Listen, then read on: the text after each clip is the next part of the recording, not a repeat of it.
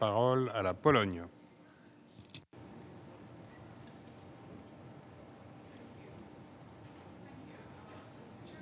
Distinguished delegates, ladies and gentlemen, it is with immense honor and gratitude that I take this opportunity to address the Third Committee on behalf of Polish youth as the UN Youth Delegate of Poland. I would like to express my appreciation for this committee's contribution over many years to empowering youth and advancing its global agenda. I would furthermore note that this year's 30th anniversary of the adoption of the Convention on the Rights of the Child and the upcoming 75th anniversary of the UN's founding create a welcome momentum for the international community to step up its efforts to protect and promote the rights of children and youth. Distinguished delegates, over the past several months, I have traveled to many places in Poland to discuss the ideas and aspirations of my peers. I have learned that enduring inequalities, insufficient education opportunities, and limited scope for social expression continue to be their biggest concerns. Today, the steady but uneven pursuit of economic growth and focus on the material aspects of well-being and fulfillment have an adverse impact on the quality of life, human rights enjoyment, and prospects for civil society advancements of many young people in my country. Youth participation in public life suffers as a result. One of the most limiting factors is the discrepancy between the opportunities of youth in big cities and small towns and villages. Schools in smaller towns and villages are usually less willing to join in international projects since they simply do not benefit from adequate funding. Very often, information on educational opportunities does not reach the aspiring students due to a lack of adequate information channels. Consequently, they face obstacles in aligning the first jobs, internships, or volunteer work with their expectations and interests.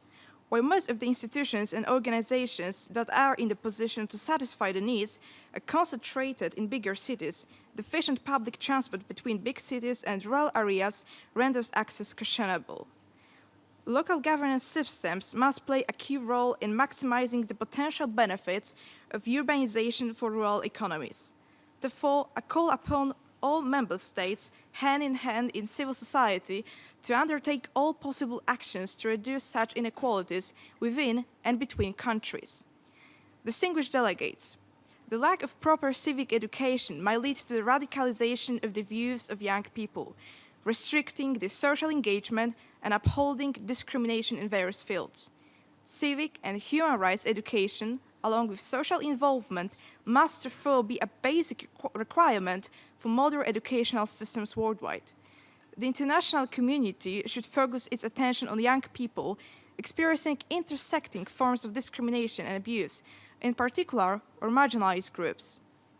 Bearing in mind that youth will make up more than 50% of the global population by 2050, listening more attentively to the voice of young people would be a source of major benefit for the international community.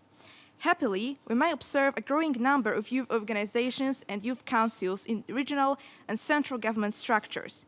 Yet too often, they are facade-like and have marginal impact on their communities. It is therefore of essence for global leaders and policymakers to initiate decision-making processes in which the voice of youth is not only pronounced, but also understood and taken into account. Youth expect empowerment, real tasks and competences resulting from adequate legal and institutional guarantees. Youth will be either beneficiaries or victims of the decisions taken today. The problems of structural inequalities, insufficient education opportunities, and limited youth participation are global in nature. Unfortunately, I cannot see many youth delegates coming from the countries in armed conflicts. They are unable to take the floor in this forum. Let me therefore speak a few words on their behalf. I believe that more must be done to respect and secure the rights and needs of young people living in the areas of armed conflicts.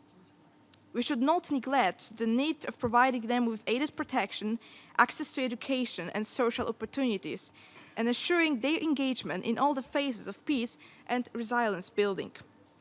Mr. Chairman, quality education is not only a goal on its own, but also a crucial tool for achieving other sustainable development goals. No one doubts youth is the future. For that to come about, however, our rights and opinions must be acknowledged already now. Thank you.